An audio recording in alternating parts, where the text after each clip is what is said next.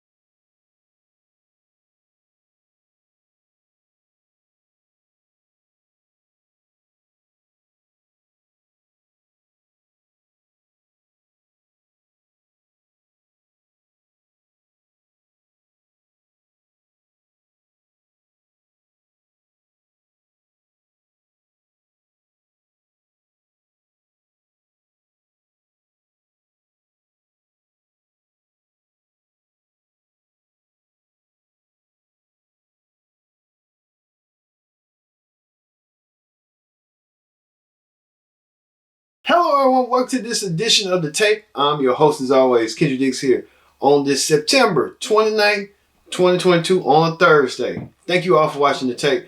Join in the conversation using the hashtag TakeHealConnect. And don't forget to subscribe. Subscribing is caring. Tell a friend, call a friend, hit that subscribe button so you won't miss a thing. We got a jam-packed show here on The Take. Let's get started with the big story. The big story this week is we're talking about Hurricane Ivan. Yes, Hurricane Ivan is hitting the Florida Gulf Coast, and much of the evacuees in Florida are trying to leave and go to safe ground. Let's get the latest on what's going on with this devastating storm that could have historic and catastrophic effects.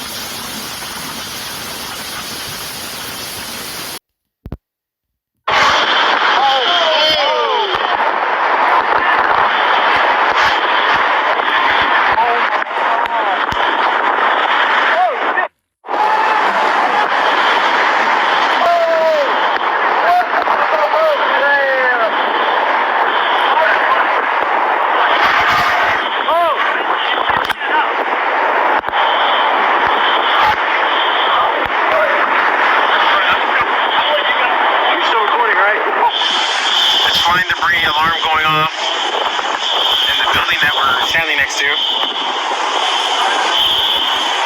This Hurricane Ian's full fury unleashed right now.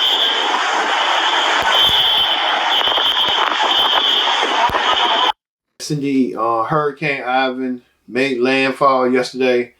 And we pray that people in Florida can come back to their homes and their homes be safely and not ravaged. We know previous hurricanes have done that, torn away and torn apart homes and debris.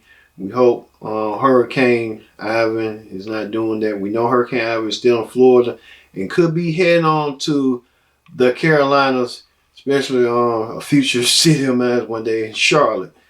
But let's hope that Hurricane Ivan could smooth peacefully and not cause that much damage. And we pray for the ones that who had suffered some damages, and we hope that they can rebuild once again. We hope that that does be the case. Speaking of that, in other news, we just heard that performer, entertainer, business mogul Rihanna will headline the Super Bowl halftime show. This coming up in February. We did a special viral episode of it. Well, after you want to call prequel or something for the new season. But Rihanna headline Super Bowl. You see right here, Rihanna with the football in her hand, signifying that she will be performing. Afterwards, there was some controversy going on with Rihanna about performing the Super Bowl. Well, Rihanna said that she wasn't going to perform due to standing with Colin Kaepernick. And I guess she changed her stance. It's been 5 years, and since Jay-Z has been under the helm of the head of the Super Bowl coordinator, so I guess he changed her mind, or she's going to deliver some new music coming up shortly. But Rihanna headline Super Bowl, and we're here for it. We're gonna, we want to know, what's your favorite kind of Rihanna song? Do you like Diamonds? Do you like Pon the Replay? Do you like Umbrella? She got a lot of songs, Rude Boy. It's a lot of songs Rihanna got in her catalog. And will she use that at Super Bowl in under 30 minutes? We'll see. But hopefully when viral returns, we'll talk about Rihanna in the future, about her Super Bowl performance, and we'll critique it as we go. All right. In celebrity news, more breaking news. It's just news after news after news. This is a full loaded take. I can tell you that right now. We just found out that rapper Coolio has died at the age of 59. Coolio, known for his song Gangsta's Paradise, Fantastic Voyage. Coolio has been in numerous TV shows and reality TV shows.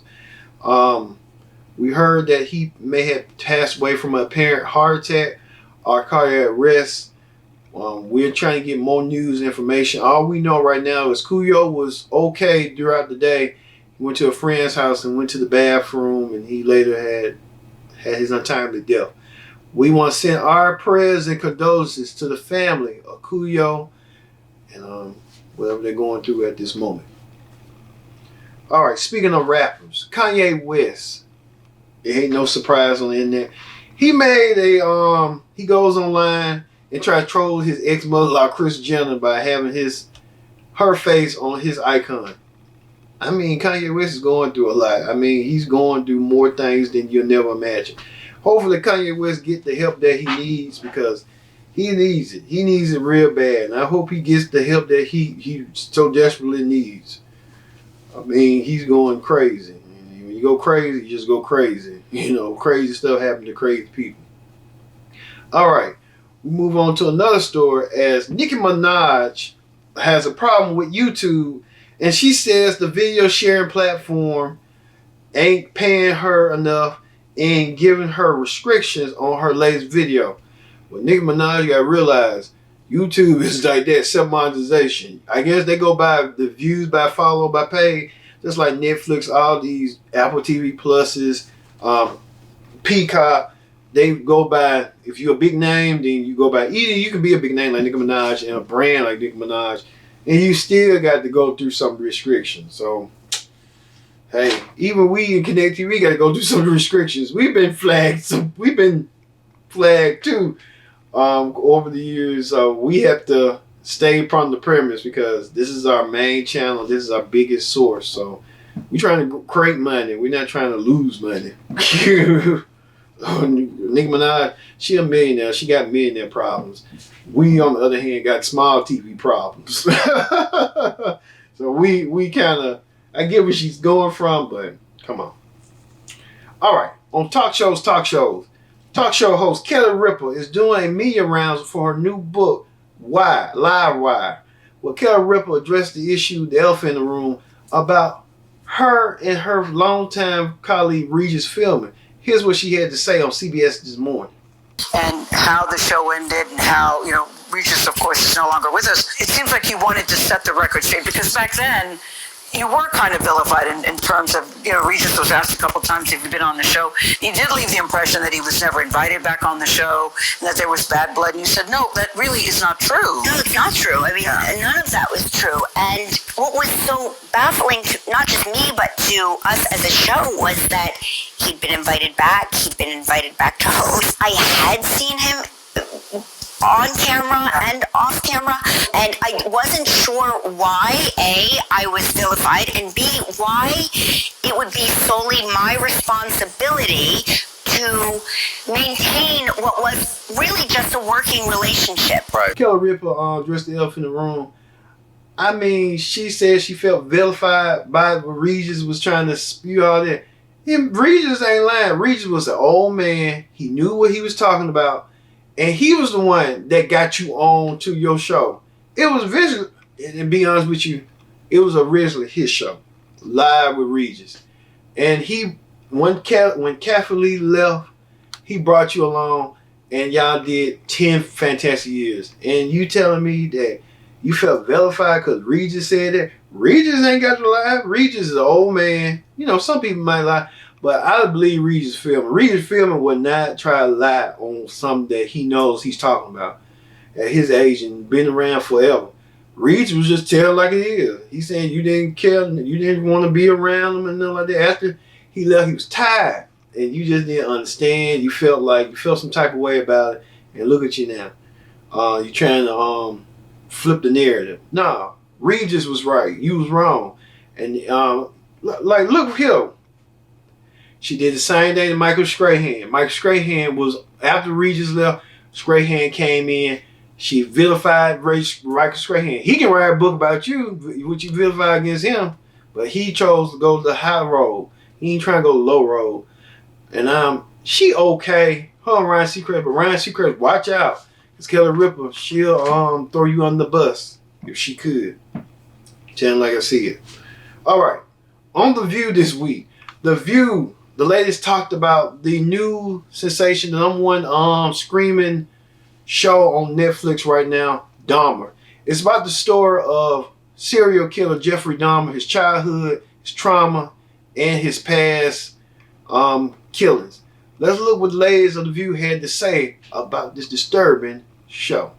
But I think, when you start asking kids that are 24 and that are 20, I asked my son, I asked my producer, I asked another producer, they knew nothing about this case. And I was kind of shocked. They knew a little bit about it from pop culture, like from songs and stuff, but they didn't know the intricacies, especially about the way young black and brown gay men were targeted and victimized and groomed by this other guy, and that the police officers sort of just pushed it off like, well, that's the gay community. And 17 of them died. And he was cannibalizing these men. And these communities are still marginalized and sometimes treated the same way. Traumatized by this. And traumatized. And so if you don't tell them, you don't ask them. That I disagree with. They should have. But I love my young people. Yeah. But there's a lot of stuff young people don't know. They don't know about Emmett Till. Right. Yeah. They don't. There's a whole. They will now. Yeah. They will now. Yeah. But there's been several stories about Jeffrey Dahmer and his habits. There's a lot of stuff. And I know that many of you not enjoy. That's the wrong word. Watch true crime. I'm not a fan of it because I feel like it. Well, no. So as I say here all the time, I love true crime, but I don't like dramatizations. And I would disagree. Not disagree, but I think Till's a unique example. That's a story that has not been told. That's what I'm saying. No, I agree with you on that, but there's been 13 shows about Jeffrey Dahmer. And again, when I watch a documentary or true crime, there's a lot of cold cases. People are trying to solve things. They've actually brought things to the public eye in a way. This is for ratings. Come on. No. Well, this is, but what I'm saying is, I'm trying to show you the distinction. There are a lot of true crime people who don't like movies like this. I like something that gives hope to the families, raises the story to the level that police reopen it and sometimes solve those cases. That stuff I love. This I did not love, because although I'll say that storyline, Sonny, of the communities of color and the police not believing them, that was, I think, is an important thing to say, but it's so small in the fraction, not in the meaning of what it says, but in the display of the horrid nature of the crime, that it doesn't justify that re-traumatizing, because a couple of these victims' families spoke out and said, we hate this. Another person said, it's like reliving your worst nightmare. And crime ripples into a family, so it's not just your loss of your loved one, it's watching your own mother deal with the loss of their child. And so they said Laser View didn't hold back one bit. And like I said, this show glorifies Jeffrey Dahmer in more ways than one. It's like we're honoring him for killing folks, that innocent lives that he kind of led to the promised rose. I just hate that some of those innocent victims had to go through what he went through, what they went through with him. But us glorifying Jeffrey Dahmer and examining what he done as a serial killer is sickening and disturbing in this country. And people, and then they said right here, Netflix saying that 200 million people and more and growing are watching this. I'm going to watch it. I'm not watching it for Jeffrey Dahmer's sake. I'm watching it because of historical fact and seeing like what is the inside of a serial killer and why he did what he did. And it's kind of disturbing, it's sick, and it's disgusting. And Jeffrey Dahmer, wherever you are, you are where you need to be. And you know what I'm about to say. All right. We'll leave it like that. But when we return, we'll have more of the take. Don't go anywhere. This is the take on Connect TV here. Stay tuned.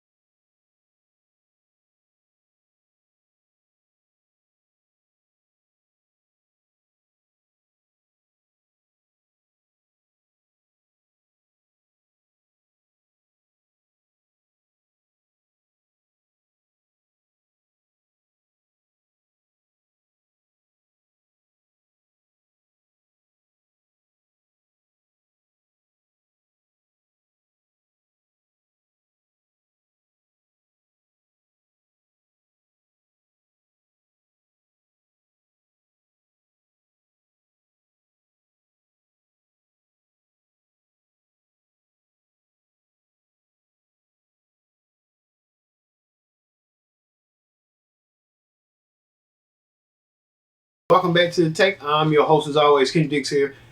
Thank you all for watching the Take this week. Join the conversation using the hashtag TakeHealConnect. And don't forget to subscribe. Subscribe is caring. Tell a friend, call a friend, hit that subscribe button so you won't miss a thing here on the Take. All right, we won't have no political rundown this week because a lot was going on. It really wasn't no politics this week because, I mean, it really wasn't. Nothing to go on. Well, we're going to move forward to the reality show clip down. The reality show clip down. On Celebrity Wheel of Fortune, Snoop Dogg was a contestant on the Celebrity Wheel of Fortune playing for his donation. Snoop Dogg kind of made some crazy errors, if you know what I mean, about some sayings. Take a look.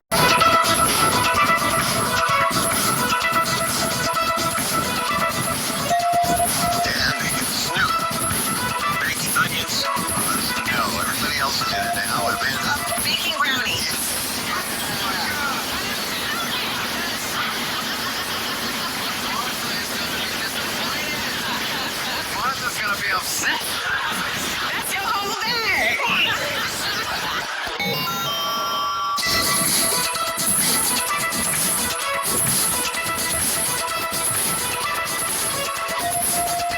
Snoop. So that Mark, talented artist.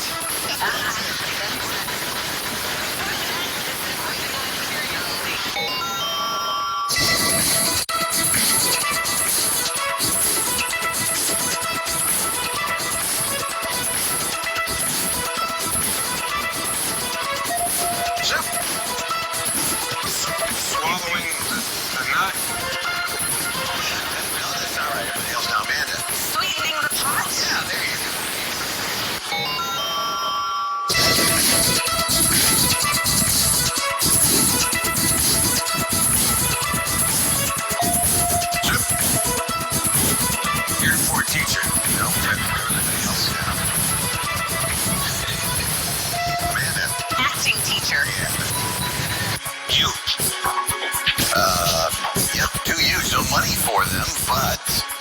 solve it. Try. Understood.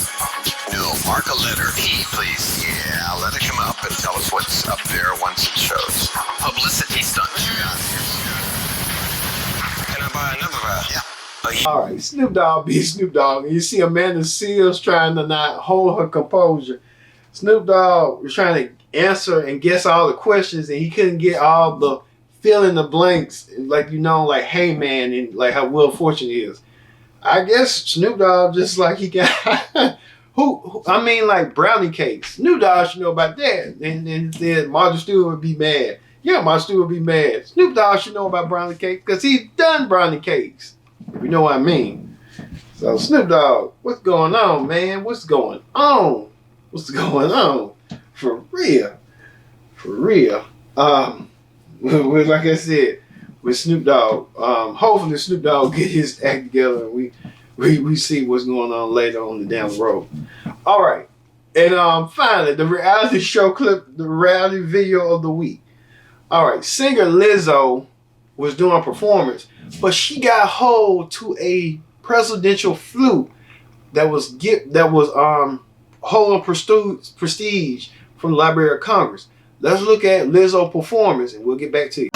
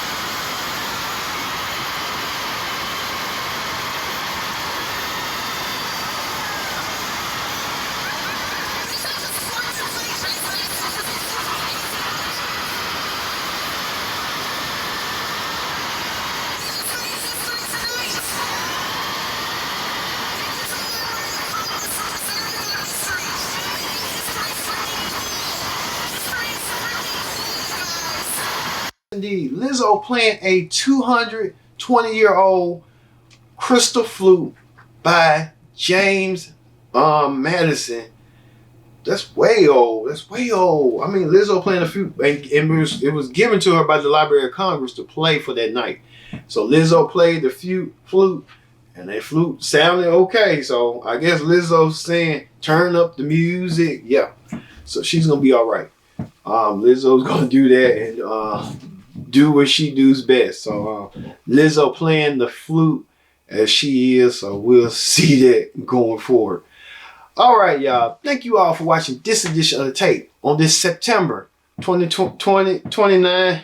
Yeah, 20. I'm tongue-tied. 29, 2022. I've been your host, Kendrick Dick, saying so long on this Thursday. We'll see you next week for another edition of the tape. See you later.